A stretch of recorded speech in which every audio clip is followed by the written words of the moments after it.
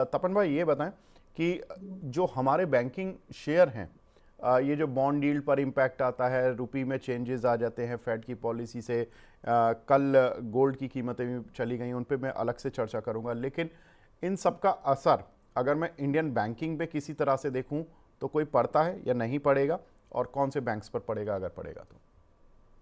जी, अगर बैंक्स की बात करें तो ऑफ कोर्स अगर आगे जाके आरबीआई रेट कट और कट करता है तो पॉजिटिव असर तो पड़ता है उसमें। खास करके पीएसयू बैंक्स को ज़्यादा बेनिफिट होता है, क्योंकि जो पीएसयू बैंक्स होते हैं ना वो थोड़ा जल्दी ट्रांसमिशन करती है जो रेट कट होता है उनको। क्रेडिट ग्रोथ भी आई थिंक मैंने देखा है कि लास्ट क्वार्टर में भी अगर आप देखो कंपेरेटिवली प्राइवेट बैंक से पीएसयू बैंक का क्रेडिट ग्रोथ ज़्यादा अच्छा है। तो उनके लिए आई थिंक बेनिफिट रहता है। एनबीएफसी को डायरेक्ट फायदा हो जाता है, एनबीएफसी को डायरेक्टली इनका नेट इंटरेस्ट मार्जिन एक्सपांड हो जाता है, क्योंकि वो जो नॉर्मल भी जो फंडिंग करते हैं वो बैंक से करते हैं। तो जैसे इंटरेस्ट रेट कट होता है तो उनको भी एनबीएफसी को फायदा है। तो NBFC I think will be number one compare to bank, क्योंकि अगर आप देखो तो अभी भी जो पोजीशन है, ये जिस तरह से डोमेस्टिक कंजम्पशन आगे बढ़ेगा तो काफ़ी सारे जो कंज्यूमर लोन्स जैसे बजाज फाइनेंस से लेके काफ़ी सारे जो कंज्यूमर लोन्स की तरफ है, व्हीकल लोन्स की तरफ है, हमको डायरेक्टली फायदा हो रहा है। तो आई थिंक एनबीएफसी यहाँ एक थोड़ा स्वीट स्पॉट में आ रहा है, और मुझे लग रहा है आगे जाके भी NBFC will be leading compare to banks. Banks में भी मुझे लग रहा है PSU banks will be first one,